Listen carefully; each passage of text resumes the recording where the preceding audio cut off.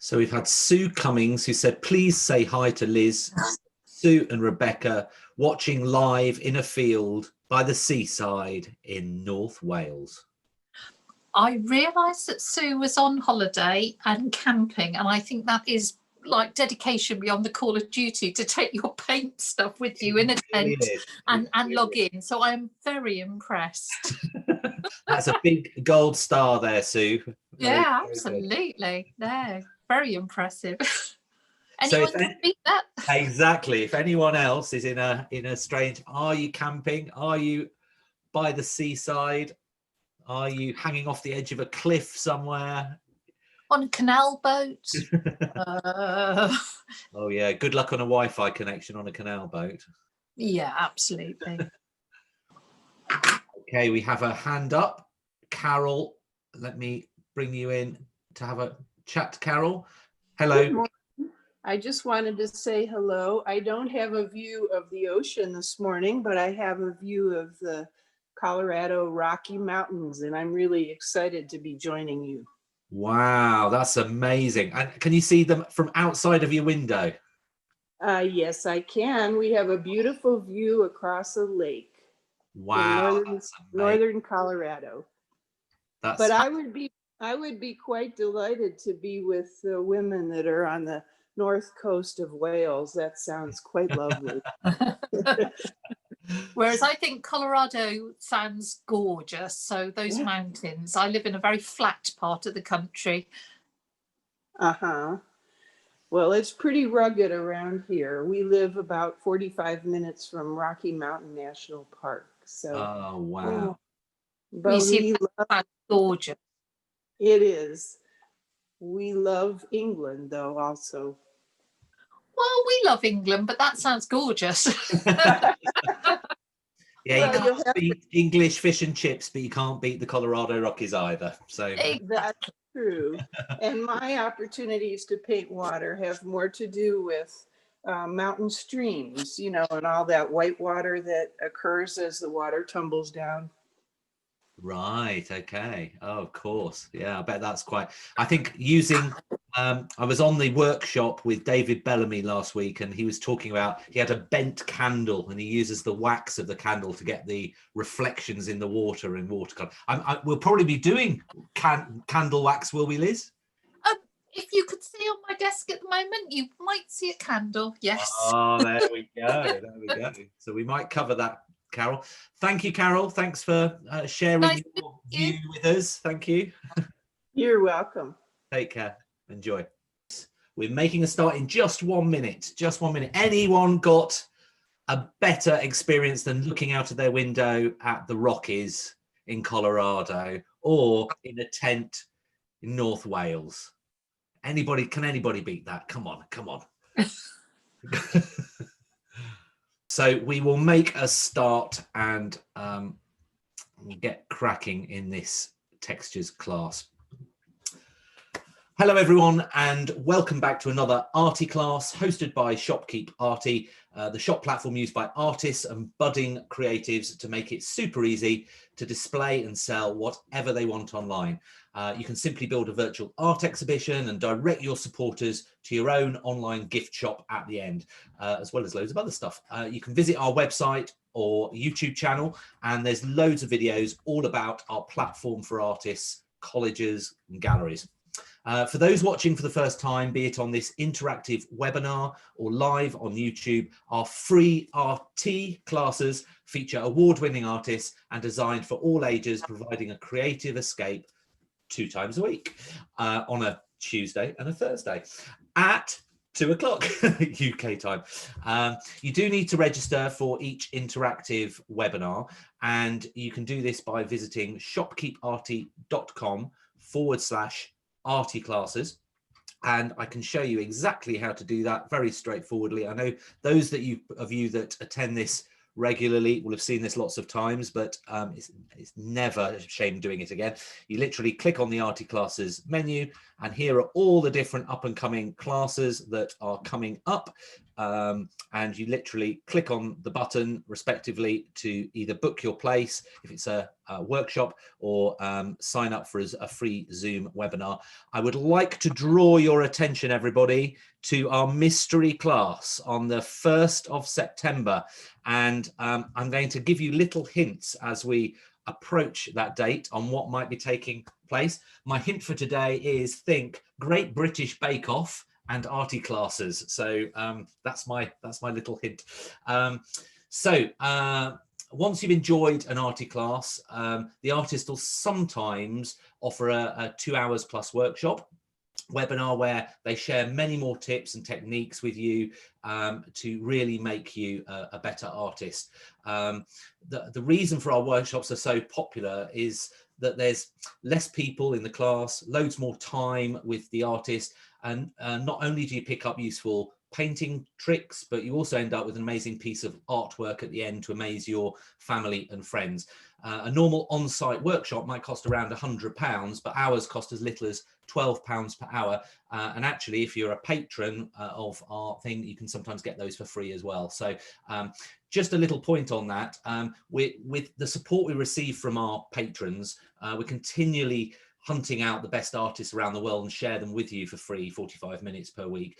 And if you are a patron of our site, we really, really do appreciate your support that you've been giving us over the last few months. And because of this, you'll start to see lots of new rewards coming up on that site for you as a patron that are going to be added over the coming weeks. So please stay tuned. This week, we're welcoming back a popular animal artist, who you probably know, called Liz Chatterton, and she's going to be continuing her exploration into watercolour textures with you. There was a lot of audience participation in the last Arty class that she ran, which we love, but it just meant we ran over quite a bit with the first one, and hence this, what we've called part 2. So hopefully today will be just as fun and just as engaging, and I'm really looking forward to it. As always, Liz and I can't hear or see you. Ideally, if you can type your question in the Q&A section, that would be great. And if you want to ask a direct question, you can press the little hand symbol, which some of you did at the beginning, and I can invite you in and you can ask the question and converse. So that's great. If you're watching on YouTube, hello. Don't forget to press the thumbs up like button. There's a bit of a delay, but you can type in your live chat there, and I can see what you've put, and I can respond that or ask that through to Liz as well. Finally, we'll stop around halfway to take a short break, and we'll ask Liz to outline her upcoming workshop, which is actually taking place this Thursday. But for now, it's time to, drum roll, hand over to Liz. Hello, Liz. Hello, hello, hello. Welcome back to part 2. I'm just going to sort, oh dear. Sorry, I've got funny things on my screen. So yeah, welcome back to part 2, and I'm going to crack on through. But if we don't cover every single tip and trick in the book, don't be surprised, because there's always something more to learn from watercolour. And when I was doing a list for this, off the top of my head, I thought of 25 things, and we're not going to cover it. So, let's relax, let's enjoy, and I hope you find this fun. Yeah, that's perfect, John. I was just going to say, can you look at my work there? I just wanted to remind people about my little warning. It's really tempting when you know lots of techniques, tips, tricks, textures, to think I'll put them all in this painting. Just because you can doesn't mean you should. So don't let some of these tricks become cliches. The second thing was you'll find some of these work better with some colours than others. And it does depend on the amount of water on your paper at the time as well. So I'll take you through that. And my last point was just some of these techniques are incredibly old, and it's not new, and probably there isn't anything new to be discovered, or is there? It's how you put them together and how you use them that makes them contemporary and wonderful. So that was my little preamble. I've just got a few little shout outs because we were talking about where people were, and we've got a few comments there. So Sue Cummings, happy second place to Colorado. Sue said, well, my garden's looking pretty good after all this rain. So that's great. Yep. Karen Dean Williams said, I'm outside of Toronto in Canada, and my condo overlooks Lake Ontario, so I'm able to see it in all its moods. Now that sounds pretty good. So you're just showing off now. Yeah, we're starting to show off. And then Nicola Garrett just got back from a blustery walk along Sandwich Bay, crashing waves and screaming gulls. So that sounds very atmospheric as well. So thank you very much, everyone, for your feedback. It transports us there. It's really great to hear. Over back to you, Liz. Back to you. Yes, not at all. I'm just transported to somewhere far nicer than my shed at the bottom of the garden, which is where I am. So sorry, I'm just again cancelling that. Right, so this is as far as we got last time. We did salt, cling film, Epsom salts, colour sanding, and I think we just finished on bubble wrap. And I vaguely remember going, I can't find my example. And I did, of course, the moment we stopped broadcasting. So this, I used the bubble wrap texture when I was doing a quick little sketch of a bee, because I really couldn't be bothered to do all that honeycomb hexagonals. So it was just to give the impression, and I promised to show people that, and I found it. So Liz, would you mind holding up the page a bit closer to the camera so we can see those old ones? Yeah, the ones we did before. Right. Yeah. So that was the salt, how it turned out. And if you remember, I said when it was totally dry, just brush the salt off. Yeah. So there's that.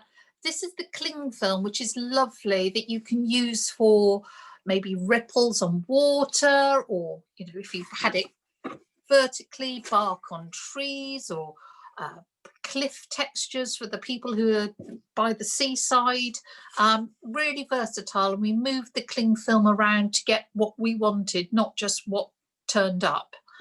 The Epsom salts, again, just need to scrape off afterwards, and you can see it's a slightly different pattern. It's a lot more circular than, say, salt. So that was that. This was colour sanding, which was with watercolour pencils and a bit of sandpaper. And you can see that that doesn't move because it's actually dissolved into the wash. We put it on damp paper and it's stuck. I didn't choose the best colour, which just goes to prove that colour does matter with these, to do that bubble wrap texture. It doesn't show up brilliantly, but that was bubble wrap that I just showed you again with the bee. So that's what we did last time. And this time, where shall we start? I think I'm going to start down here with using dishwasher rinse aid. So stuff you put in your dishwasher to make your, I don't know, your cup sparkly clean or something. I'm such a housewife, not. So can choose any colour, and again I'm just cleaning up my palette. I think I should use some alizarin. It doesn't really matter what colour you choose. It's a good exercise, as say, to clean up and use sort of leftover bits of paint, because I hate wasting paint. So I'm just putting that on, and I need to let it settle into the paper a bit, because the danger with this is that you'll get a beautiful mark to start with. If it's too wet, it just disappears. And I'm going to use the end of my brush, the handle, and then just, can you see? Let's just bring that up closer to the camera, how it's pushed the, in fact, I might put a bit more on. It pushes the watercolour out of the way, and you get these white circles slightly darker in the middle. I hope you can see that. It's almost like a fisheye, and it pushes it out of the way, and I think it looks like a dandelion clock on a dark background. It's a really interesting texture for a background, or if you're doing an underwater scene, say I've done that in something like a Prussian blue, underwater scene and you want sort of amoebas and jellyfish in your background, you've done a painting of a seahorse and you just want some atmospheric background, dropping in little bits of dishwasher rinse aid just gives you these sort of blobby amoeba type marks. You can do exactly the same thing with, let's have a think, vodka or gin. It's the alcohol repelling water. I might argue that seems a waste of vodka or gin, but you know, hey. It's, yes, so you get that nice fish eye. Then if we come over to this one, I've got print written by it. We've got a question from yes, of course. Fally, which is dish cleaner direct or diluted with water? No, just direct, so literally out of the bottle, but I always decant it because obviously if you dropped it straight out of the bottle, you're likely to have a flood. So you just need one drop. Doesn't it? Yeah, so it's just as it comes. Okay, great, thanks. Cool, no problem. Right, printing. You can print with anything. You could print with the back of a leaf if you wanted to. You could print, I don't know, with the end of a toilet roll to get perfect circles. I've seen people actually cut toilet roll middles and then print to make, again, sort of dandelion clock type things. But just I was going to suggest just using an ordinary sponge to print. It's important the sponge is wet to start with, otherwise it will just suck up like a whole palette full of colour. And then, look, I've got some green that I was using for something, so let's just mix that up to a wash. And then I've got a natural sponge. I find that artificial sponges are too regular and they give really boring marks. So see if I can use slightly stronger paint so that shows up better for you. You can print with a sponge, and I hope you can see that I'm twisting my hand every time so that I don't get a repetitive mark, I get a random mark. And this is lovely for distant foliage. If you were doing trees in the distance for a really random, interesting mark. If you were painting some flowers, like say a buddleia or a lilac, where you've got lots of little florets, then if you picked the appropriate colours, it's a really good way of doing it. And you can put different colours on top to build up the colour texture. So it's really random, but it's important that you don't go plonk, plonk, plonk, because you will get, even though this is random, you would get a repetition of that and it will become obvious. So just twist your hand each time to get a different mark, and you can build up the colours, and it still lets the paper breathe through and gives you really interesting patterns. So that's one of the prints that I really like doing. We've got a question from another Liz, actually, and it's nothing to do with this sponge one. It's kind of taking us back a bit, actually, to the Sure. Said, how did you get the two-tone effect for the honeycomb? Oh, back to the honeycomb. Yeah, I think so. It's just so you put your wash on, and where the bubbles are of the bubble wrap, they sort of concentrate the pigment, so it's gone darker there. It was only one colour. This is actually Quin Gold, and it just concentrates it. It probably had some dirty water in it, to be perfectly honest. And it concentrates it under the bubbles. So it's almost like the cling film effect, but because it's bubble wrap, you get this really regular marks. Right, yeah. No, it does look really great. Hopefully that's answered your question, Liz, so thank you. No problem. Right, let's think next. I'm going to do this one, which is gauze. It's medical gauze. And the reason I'm going to do it is just it takes a while to dry. So let me show you. Oh, sorry, where's the camera? There you go. What it will look like when it's dry. I hope you can see that wonderful spider web sort of effect on there. And let me show you it in action. Just grab one I prepared earlier.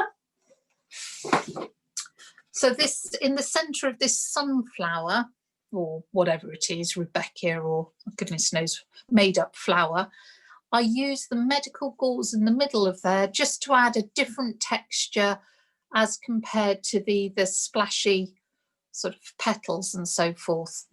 Could you hold it slightly closer to the, I'm wondering whether, I know, it's just, there it is. Sorry, it's yeah, you're almost there. You're almost there. Yeah. Yeah. Can you see that? I can just about see it, yeah. Yeah, it's got a great texture. Yes, perfect. Really interesting texture. So medical gauze is literally this stuff. Sorry, you wouldn't use this on a wound, would you? Look how filthy that is. That is only art materials that hasn't been used. And it comes in multiple layers. So you need to cut off a small piece and separate out the layers.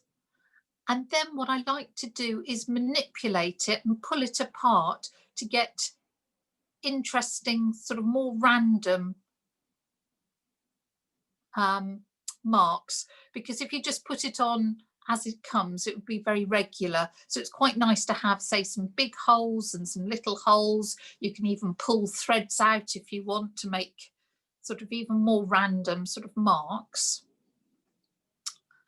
And then what you need to do is, let's pick a colour. Oh, we might go back to that green.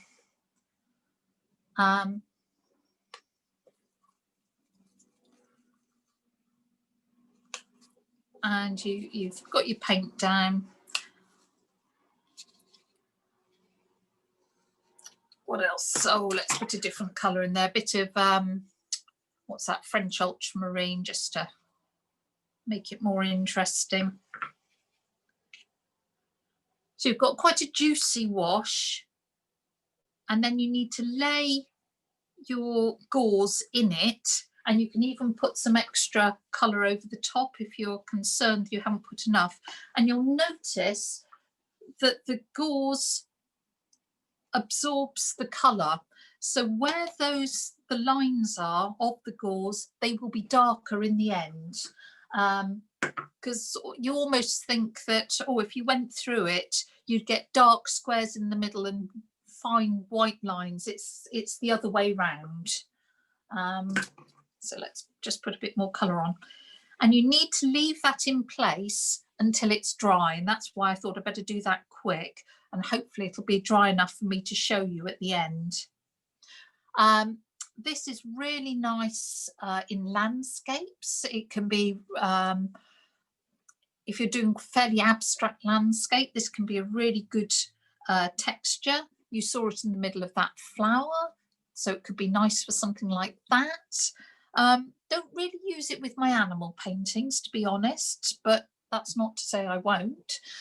So again, it's just thinking, how can I use these marks to add extra interest and extra layers to my painting? So I'll leave that in place and hopefully it'll be dry enough for me to show you at the end. Great. Right, I'm going to crack on. We talked about, there you go, candles and candle wax. This is basically wax resist. You can either use a candle or you can just use kids' wax crayons, whatever you've got. Works on the idea that wax will resist water and repel it. And you probably remember from school, you used to do magic writing and you'd probably write something a little bit rude, or I used to anyway, in candle wax. No one could see it. When you put the paint over, it was revealed. I shan't write anything rude because John will tell me off, but this is really useful. You just rub it across your paper and then paint over oh, I've got some turquoise here, and you can see how where there's no wax around the edge, the paint goes on as normal, but where we just put the wax on, you get the white of the paper showing through. So it is great for running water, or spray from the ocean, or on cliffs and rocks where the light is catching the rocks. This is great. Or on the sea, and you can see the reflection of light in the water catching the tops of waves. The big downside of it is that once it's on the paper, it's on the paper. You are not going to get that off. It's really hard to see where you've put it. So use it carefully, because if you've put it in the wrong place, tough. You know, you could potentially, I guess, iron it off, but you know, the chances of actually getting it off without damaging the paper are very low. So it's a great way of reserving whites, but you've got to use it with care and caution. So maybe practice before you put it on your best painting, would be my tip there. However, it is very useful. You can do something similar with oil pastels, which is quite nice. So actually, to draw in oil pastels, part of your painting, and then use watercolour on top, and you get the oil pastels repelling the watercolour, and you can do a mixed media painting, which is really nice. So similar principles. Okay, so that's with the candle, or using the idea of a resist. Has anybody else used anything for that shimmery effect with water? Has anybody used something else other than wax for that? It'd be interesting to see if anybody else has got a. I mean, I would say that just dry brushing is really easy. And what I mean by dry brushing is, let's see if I can actually show you. Use relatively thick paint, take a bit of it off so there's not too much on your brush. And then if you pull it across sidewards, particularly on a rougher paper, this is a knot paper, you get, you know, the texture of the paper comes through, and for glimmering light on water, that's probably the way I would go, rather than using the candle. You can amend it and you can change it afterwards. Well, exactly. If you kind of do it wrong, you can amend it a lot more. But just dry brushing. So much as we've got these techniques, sometimes, you know, go for the simplest option rather than overcomplicating things would be what I would say. But they've all got a place, and it's just worth having them in your toolbox. So if you've got a challenge that you're not sure what to do, then you think, I could do so and so. But yeah, just dry brushing for that glint on water is lovely. Great, thanks. Okay, right, let's go down here, and it says blowing. Well, hang on a minute. We've got Liz Smith has said you can also scratch back into the paint with a razor blade. You can indeed. And I actually see, this is good. I love when people do this. When people say, so if you want to scratch back in, and I'll scratch because I don't like this bubble wrap, you need a really sharp blade. Your paper has to be absolutely bone dry, and it is the last thing you do, because if you scratch in, you can see how again, let me come up closer, how you've revealed the white of the paper there by scratching in. Thing is, you've now damaged the paper. If you paint over the top of that, more paint will actually sink into that scratch, and it will actually become darker than the surrounding area. But it can be useful if you've lost the white, and say you're painting eyes and you've lost that little glint of white that just brings them some life. Just scratching out a tiny area, really handy, and suddenly, ta-da, it comes to life. If you've got an area along, say, a top of a wave and you need to scratch it out, a scalpel is really handy, but just go careful. And actually, just while I've got the scalpel in my hand, look, this is going to be a bonus one. If you scratch into the paper and then put paint over the top, can you see how the lines go dark? Just see that little bit of turquoise at the top. The lines have gone dark from those scratches. So if you need a really fine dark line, say you wanted the vein of a leaf and you wanted it to be dark and really fine, finer than your smallest rigger or anything like that, that can be a really good way of doing it. So you can get a nice fine line and it will be darker than the surrounds. So there you go, there's a bonus. I say I do sometimes just use that for even for whiskers. That can be nice because there's no way I could paint a line that fine. But again, you've damaged the paper. Once you've done it, tough. You can't go back on it. So you need to just think that through carefully before you do it. Okay. Yep. You happy with the next one? I'm not sure what the time is, whether we're almost halfway. Half So past. I'm cracking through so fast because last time we didn't cover enough. So this time I'm going to be suddenly like, right, that's it, finished. Let's do one more and then we'll have a stop after that. How about that? Cool. Okay, that's lovely. What shall I do down here? I am going to do blowing. So it's fairly obvious what you do with blowing. So I put on a puddle of paint and then I'm going to do a short, sharp blow. And you get lovely explosion of fine lines, very random, that you wouldn't be, again, able to do with a paintbrush that randomly. Of course, if you want to actually direct them, you could use a straw and then actually direct where the marks are going. And I use this quite a lot if I want to really, if I'm painting an animal and say I want it to sort of really look like its ears are twitching and it's all energetic. Sometimes just a short, sharp puff at the top of its ear and you get a little explosion off can just give a really nice mark that isn't a brush. I just think we're looking for ways of moving the paint that adds a layer of interest and energy to your painting that you just don't get necessarily with a brush. So that's nice. And actually, I'm going to give you another bonus here, just while I'm thinking about it. I mean, the other alternative is always that your brush actually has two ends.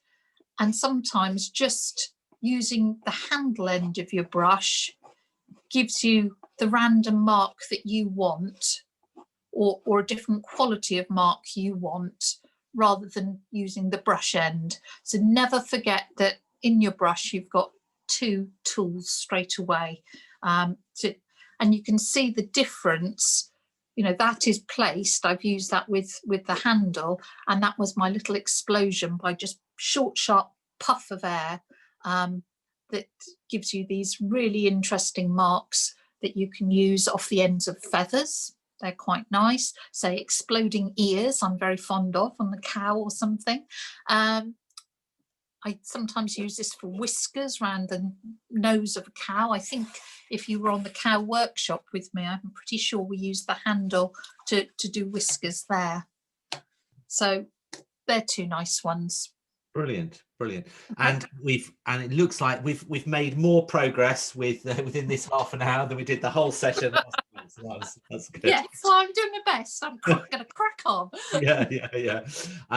So we'll take a little bit of a pause now. And at this time last week, our Arty class featured John Devitt, who helped us paint a small coastal scene, and it got loads of great feedback. There were loads of posts on Facebook. So we'll come back at the end of this class and we'll invite John on to say a few words about some of the pictures we got there as well. So we had really good input from that. And also, if any of you enjoyed the Arty class with Ian Fennelly creating the Charles Bridge in Prague, and he's got just 1 or 2 places left in his workshop at 3:30 today, literally in an hour's time. So if you do want to grab yourself, I don't know when we're going to be doing another, because he's a very busy man, 65,000 followers, blah, blah, blah, blah. He's traveling all around the world. I know, Liz, you're going to be taking part in that one as well, aren't you? So I am. Yep. that's in an hour's time. So if you do want to take part in that, I'll put the link in the chat.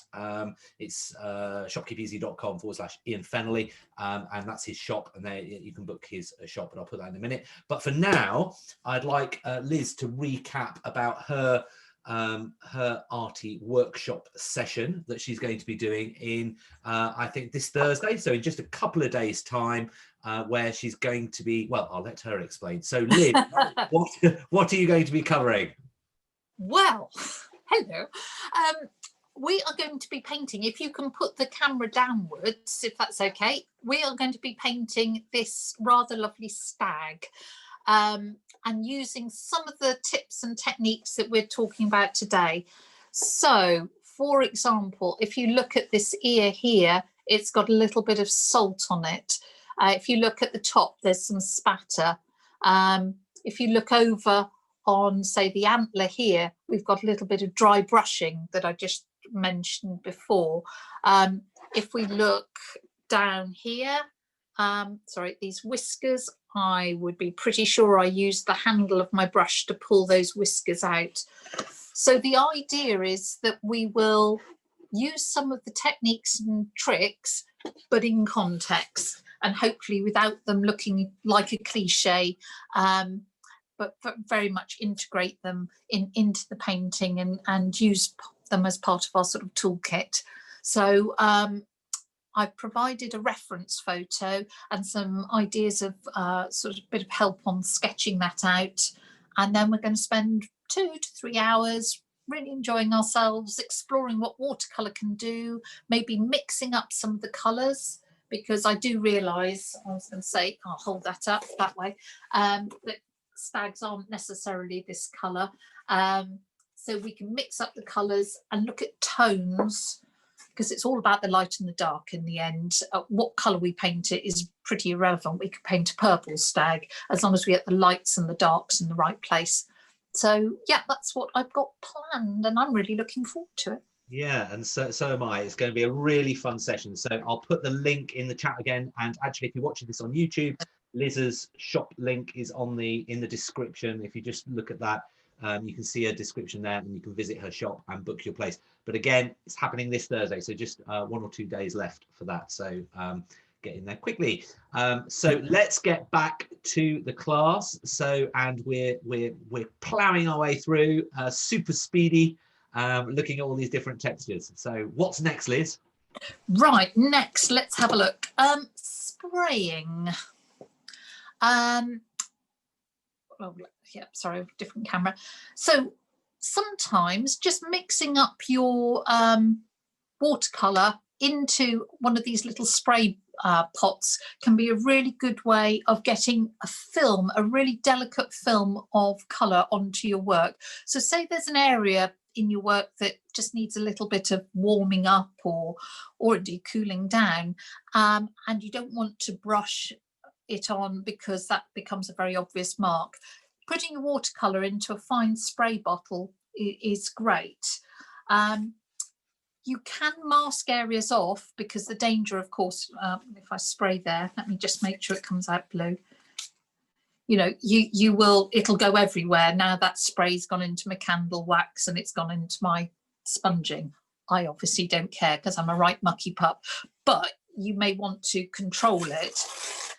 And just by, I use a bit of kitchen towel often to mask things off. You can place that where you don't want it to go. Whoops, sorry, that was far too much. That was me not concentrating there. But you can spray, and then you get a different mark and a different feel to it than if you used a brush. I've certainly done this again when I'm trying to capture a little bit of movement with my animals. Sometimes you almost want a shadow of the movement there, and I quite often will put a spray I don't know, off the end of a tail of a parrot or something, just to capture, as say, a little bit of a shadow of where they were. So a little spray bottle, fine spray bottle, don't be as heavy handed as I was there, can work really well. And of course you can do multiple colours as long as you've got multiple bottles, and build up the colour gently so that you just get those little echoes. So that's really nice. Brilliant. We've had a request from Val, who said, I'm fascinated to know what can be done with string and or cotton thread in the materials list. So if Liz has time, are we able to cover that at some point today? Yeah, I mean, to be honest, if you think about it, the gauze is just a whole load of string and cotton woven together. So it's a very similar idea. I can do that. Hold on, let me find my gauze. If I pull out a couple of bits of cotton out of it, and then where should we go? Just put a bit of colour down there. Sorry, it's possibly too dark.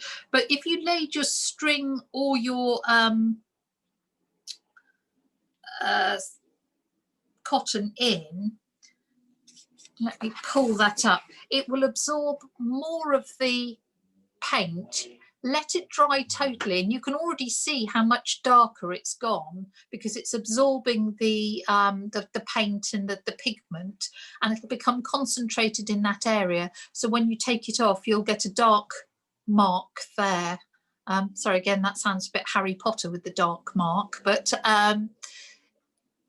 yeah, you get a darker mark, and effectively, say, the gauze is that sort of concentrated, really. So that's what you would do. And you can do similar things like putting little bits of rice into a wash, and again they absorb the water and therefore concentrate the pigment, so you get little dark marks. You can put little pennies, or a 5-penny piece, or a dime for our American watchers, and you would get perfect circles that would be slightly darker than the surround, because they sort of pool the paint around them. So you can place objects in the wash, leave them till it's dry, and then remove them. If you take them off too soon, that mark will just either disappear totally or will become sort of fuzzy around the edge.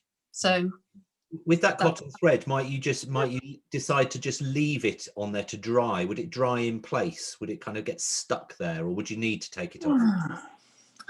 Excellent question. I mean, I would always remove things because I'm not a particular fan of adding extra stuff in. I mean, I do like collaging sometimes, but I quite like the impression of texture rather than having a physical texture. But I know some people do. So like Jane, who does lots of workshops with you, I know sometimes she will stick seeds actually onto a painting. It's not something that I do, but it really works for her. I mean, it looks brilliant. So I guess you could, if that's what you want to do. You're the artist, you could make the decision. All about your own style and your own. Exactly. It's about making all these techniques yours, and really integrating them in the way that you work, or indeed looking at some of them and thinking, no way on God's earth will I ever do that. Well, that's fine. It works for some people, it doesn't resonate with others. So yeah, the answer is I don't actually know whether it would stick enough. I think it might be a bit vulnerable. Yeah, but I can find out. If it's dried in the next, I don't know, 15 minutes, I'll tell you. And if it hasn't, I'll post it on Facebook. But yeah, I'm not sure. Liz has asked, there's a lot of Liz's on this. Oh, they're common as muck, aren't they? Dreadful. So with the spray bottle, how long does the colour keep? Oh gosh, forever. I mean, it's. I mean, you need to give it a bit of a shake because potentially it would, settle out a bit. But yeah, I've got bottles all round the studio with dodgy bits of colour in them. So yeah, it's fine. Just shake it up and then spray it, no problem. Brilliant. Cool. Thank you. Okie dokie. Right, so spatter. This is my little spatter one, and you can see this is going to get very messy. Now, I am very keen on the odd dot of colour, and we've got different options of spattering. And again, I'm going to put a big health warning on spattering, because sometimes people get to the end of a painting and think, oh, it needs something. I know, I'll spatter it. And it ends up with the painting looking like it's got measles. And that's not what we're aiming for at all. Only spatter on a painting if it's bringing something to the party. Some people use a toothbrush for a very fine spatter. I personally find I just get covered in it. It doesn't particularly work for me. Some people use a palette knife and put the paint on and splatter that way. Personally, I just find the easiest thing is to use a paintbrush and just tap it on my finger, and you get a fairly fine spatter there. I'm just looking for a syringe. It's not often that you get to say that while you're in your art studio, is it? Yes. Ah, here it is. So, a syringe. This was when our chickens needed antibiotics, bless them. So syringing antibiotics down a chicken's throat at 6 in the morning is not a particularly enjoyable experience, but there you go. They did survive. And a syringe can be incredibly useful for large splatters. So I mix up my wash and then, she says, just suck that up into the syringe, and now I can place an extra large spatter wherever I want it. So just literally, oh, she says, oh, can you hear the rain? Sorry, I didn't suck up enough. I can actually, yeah. It's sunny Sorry. where I am. It's torrential, so we're possibly going to have thunder as well. Sorry, let's get a bit more paint. So, you know, if you want a large drop, but you still want it to look random, a syringe is really handy for getting a lovely large drop, and you can place it within a millimetre of where you want it, but it will look random and it will bring that random element to your painting. Sometimes when I'm painting something and I wonder, oh yeah, I can show you on my stag, I want a large spatter because I feel that the eye has got stuck in a place. You know, you sometimes look at a painting and your eye doesn't travel round it in a nice smooth way. Actually, a drop of colour in maybe 2 or 3 places just helps the path of the eye and to move it on from somewhere where you're getting stuck. And a syringe is incredibly useful for placing, and you can do smaller marks just with the end of it if you want to, so that they look random, like, oh, I've accidentally dropped it, but I have thought about it very carefully and why that mark is there. I've always got it planned.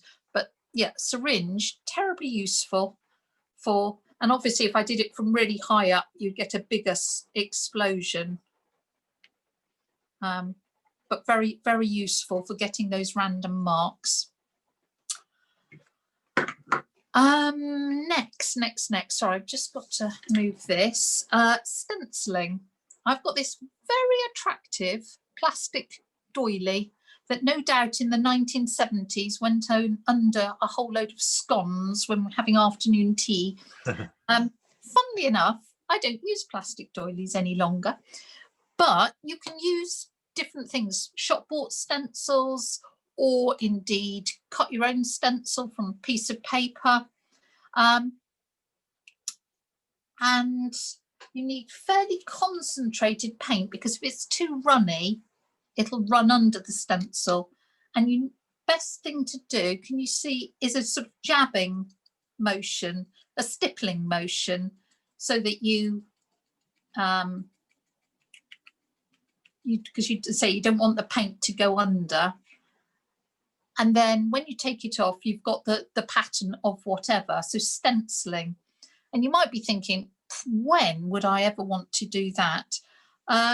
So for example, I did actually use this rather hideous plastic doily in, I was doing an Indian peacock, and I'd collaged on some Indian newspaper, Hindi newspaper, etc. And I wanted touches of gold. And this looks like a bit like a mandala, the Indian patterns. So I ended up stenciling on some of the eyes of the peacock in its feathers, and then putting gold on it and using that to add an extra layer of pattern to reflect the Indian sort of heritage of this peacock. So you can do things like that to bring an extra layer of patterning into your work, should you wish to. So, but look at all different things around the house that you can use to stencil. And then over here, we've got wax paper. If you remember, we used cling film right at the beginning. And this is wax paper, which is just from like a cereal packet from the inside of a breakfast cereal. And it gives a different mark. So if I put a wash down here, which obviously is going to meet up with my spatter from next door. I told you I was mucky. And let me just cut this slightly smaller to try and give me some chance of not making a hideous mess.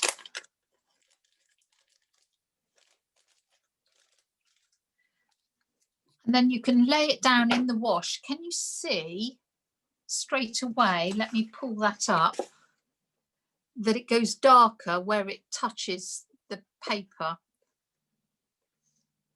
So the wax paper in that can make some really interesting marks. You can weight it down with something, literally a tube of paint, if you want to make sure that stays in place, or it should sort of stay like that. And then when it's totally dry, take it off and you'll end up with this mark. And that can be really interesting if, say, you're painting, oh, I don't know, a pond, and you want the impression of all those ripples and pebbles and water over the top, then that wax paper texture can be really interesting and could be useful there. So you mustn't throw away all your cereal packets now. Something else to save. And then the final one. We made it, the final one. I was going to say, that's not too bad, is it? No, that was pretty good. I bet you thought I wasn't going to do that. Oh, ye of little faith. Is, again, just to not overcomplicate things. And it's just using water, so that we deliberately create backgrounds. So most of the time we're trying to avoid getting cauliflowers and those strange marks in our paintings. But if you deliberately introduce them, they can be beautiful. And why we get cauliflowers is when you add extra, when basically your brush is wetter than the paper. And that's why you get cauliflowers, and the water pushes the pigment and you get those jaggedy edges, which is deeply annoying if you're painting a beautiful blue summer sky and you suddenly get a huge cauliflower in the middle of it that you have to cunningly disguise as a cloud. But if you introduce them, then they can be beautiful. Now, what's the betting that this won't work? But hey. So I've just got clean water on my brush and I touch into the paper as it dries, and luckily, can you just see how I'm starting to form a beautiful cauliflower there? Yeah. And actually that's so simple, and that can be lovely at, oh, I don't know, at the edge of, again, of feathers, where you've got the downy feathers on a chicken's leg or something. We've got a couple of really lovely cauliflowers developing. It's similar a little bit to the dishwasher rinse aid, isn't it? Except that's more an even circle. Actually, why don't I? There we go. This is sort of like chemistry lessons here. If I put the dishwasher rinse aid next to it, Can you see? So that's a bit more dramatic. And with the dishwasher rinse aid, you get that dark centre like a fisheye, Yes. whereas the cauliflowers are a little more random. If you can, yeah. Difference. But yes, and the thing is, you've always got water when you're doing watercolor. So actually, if you can just do it simply and get the effect you want just using water and paint, that's brilliant. It's only when you need to start introducing extra things, do it with knowledge rather than just because you can. So that, I think, has pretty much come to the end of my piece of paper, which is rather cool. I'm just going to see whether this is dry enough. Oh, yeah, I think. Oh, yes. Can you see there? I've taken the gauze off and I've got a lovely crisscrossy pattern there. Yeah. I hope you can see that. So that's cool. Is this going to be dry enough? Not really. That would be a lot better if I'd left it to dry, but I just wanted to try and show you. That was the wax paper. So that definitely needed longer, but hey, that's life. No, so that's can I just show very, very, very, very quickly a couple sort of in action? Yeah. Just so this is a rainy scene in a town, and the salt here in the pavement shows the pitter patter of those raindrops. So that's quite cool. And here I used the edge of a piece of watercolor paper to print the telegraph lines or whatever lines, electricity lines, rather than using a rigger brush, which can look very deliberate. It's quite nice to print, so it comes and goes. So that would be something. And just very quickly, super quick little nest here. We've got colour sanding just for the tiny speckles that you get on the eggs. In fact, I'm not even sure that you can see it. They're so fine, but they're there. And then printing and scraping to get that sort of very quick nest, and with the branches, using the edge of, say, an old credit card can be a nice way of moving the paint around. So just to show that they do have some practical applications. Right, no, that's brilliant. Liz, no, that's really good. Thank you so much. That's really great. And we've got a Facebook post which you can link to, both off the blog post and also off the YouTube description. And if you want to add any other ideas or other techniques, or post any pictures that you've done using weird and wonderful materials or ingredients, then please do that. So we'll say our thanks to Liz very shortly. But first of all, I just wanted to say hello to John Devitt, who did his masterclass or his Arty class last Tuesday. Hello, John. How are you? Hi, I'm fine, thank you, John. Some lovely techniques that Liz was using there. Yeah, I know it's a really great thing just to look at all the different types of materials, and it's really interesting to know that you can create just with a bit of color and a bit of water. You can do so many different things with it, can't you? I'm going to go and get the rinse aid after this. Yeah, exactly. Honest. Well, we had an amazing response to your Arty class, and I'll just share my screen with everybody. So this was the post on Facebook, and if we just scroll down here and look at all the different this person, Kate, actually framed hers. I don't know where she's gone and put hers, but a lot of framings going on, and they seem to really, really enjoy the class. And I can just keep scrolling down. There's so many. And you know what? Every single one is so different. Yeah. That's what really struck me. Yeah. It's really incredible how, and I'd urge you, if you haven't gone to the Facebook post and had a look, by all means, just go onto it, and you can click on a picture and see it up close. So, and actually have a look at what it's like. So do have a look through, everybody, and see all the different types of paintings. I know you had a couple of shout outs, didn't you? Oh, look at this one. This one's totally different. I mean, Irene said, loved your demo, John, followed along, then created this one, which is a totally different picture, which is brilliant. So everybody's been really getting very, very sort of creative on that. But you had a couple of special mentions, I think. I did. I mean, everyone's efforts was fantastic, and some of the comments that I received after the workshop were really, really encouraging and very, very nice indeed. But I would, there's three people I want to mention first. The first one is Chris Champion.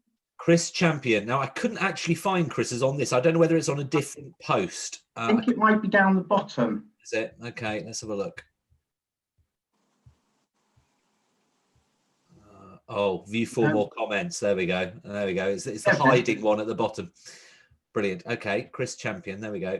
I really like the simplicity of this one, very, very much indeed. The other person I want to mention is Cherry Ferris. Yeah, which I think is higher up. The top.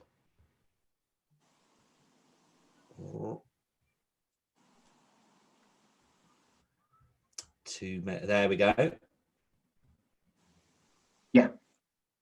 Yeah, I love that. I love the colours.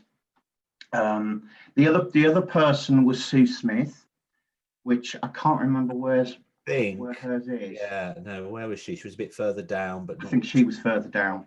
Yeah. Sue, there we go. Yeah.